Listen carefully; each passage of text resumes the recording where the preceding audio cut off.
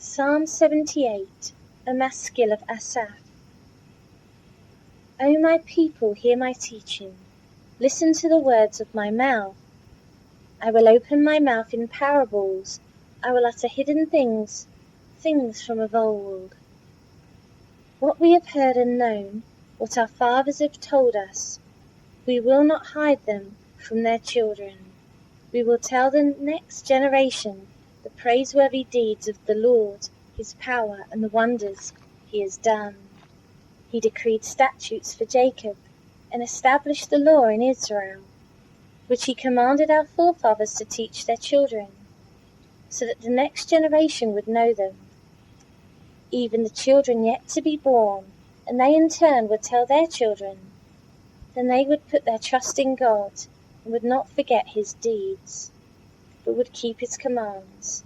They would not be like their forefathers, a stubborn and rebellious generation, whose hearts were not loyal to God, whose spirits were not faithful to him.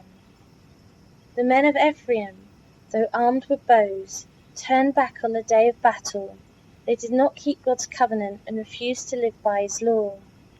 They forgot what he had done, the wonders he had shown them. He did miracles in the sight of their fathers, in the land of Egypt, in the region of Zoan. He divided the sea and led them through. He made the water stand firm like a wall. He guided them with the cloud by day, and with light from the fire all night. He split the rocks in the desert, and gave them water as abundant as the seas. He brought streams out of a rocky crag, and made water flow down like rivers. But they continued to sin against him, rebelling in the desert against the Most High. They willfully put God to the test by demanding the food they craved. They spoke against God, saying, "Can God spread a table in the desert?" When he struck the rock, water gushed out, and streams flowed abundantly. But can he also give us food? Can he supply meat for his people? When the Lord heard them, he was very angry. His fire broke out against Jacob, and his wrath rose against Israel. For they did not believe in God or trust in his deliverance. Yet he gave a command to the skies above, and opened the doors of the heavens. He rained down manna for the people to eat. He gave them the grain of heaven. Men ate the bread of angels. He sent them all the food they could eat. He let loose the east wind from the heavens, and the south wind them like dust, flying birds like sand on the seashore. He made them come down inside their camp, all around their tents. They ate till they had more than enough, for he had given them what they craved. But before they turned from the food they craved, even while it was still in their mouths, God's anger rose against them. He put to death the sturdiest among them, cutting down the young men of Israel. In spite of all this, they kept on sinning. In spite of his wonders, they did not believe. So he ended their days in futility, and their years in terror. Whenever God slew them, they would seek him. They eagerly turned to him again. They remembered that God was their rock, that God Most High was their Redeemer. But then they would flatter him with their mouths, lying to him with their tongues. Their hearts were not loyal to him.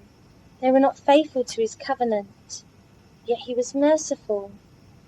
He forgave their iniquities and did not destroy them.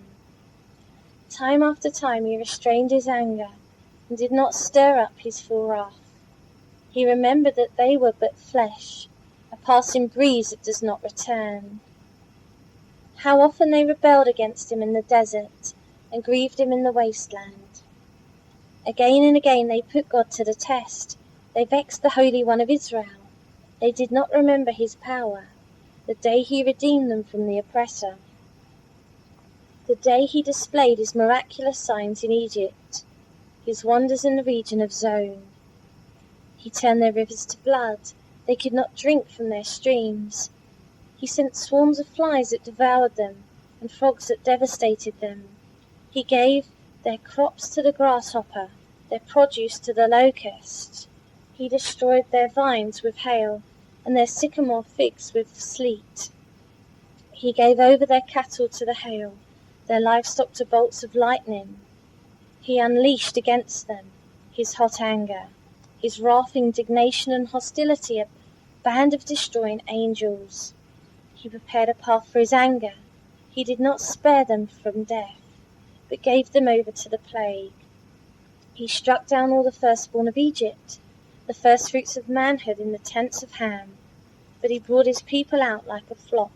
He led them like sheep through the desert. He guided them safely so they were unafraid. But the sea engulfed their enemies. Thus he brought them to the border of his holy land, to the hill country his right hand had taken. He drove out nations before them, and allotted their lands to them as an inheritance. He settled the tribes of Israel in their homes. But they put God to the test, and rebelled against the Most High. They did not keep his statutes. Like their fathers they were disloyal and faithless, as unreliable as a faulty bow. They angered him with their high places. They aroused his jealousy with their idols. When God heard them, he was very angry. He rejected Israel completely. He abandoned the tabernacle of Shiloh, the tent he had set up among men. He sent the ark of his might into captivity, his splendor into the hands of the enemy. He gave his people over to the sword. He was very angry with his inheritance. Fire consumed their young men, and their maidens had no wedding songs. Their priests were put to the sword, and their widows could not weep. Then the Lord awoke us from asleep, as a man wakes from the stupor of wine. He beat back his enemies, he put them to everlasting shame. Then he rejected the tents of Joseph. He did not choose the tribe of Ephraim, but he chose the tribe of Judah, Mount Zion, which he loved. He built his sanctuary like the heights, like the earth that he established forever. He chose David his servant, and took him from the sheep pens. From tending the sheep he brought him to be the shepherd of his people, Jacob, of Israel his inheritance. And David shepherded them with integrity of heart. With skillful hands he led them.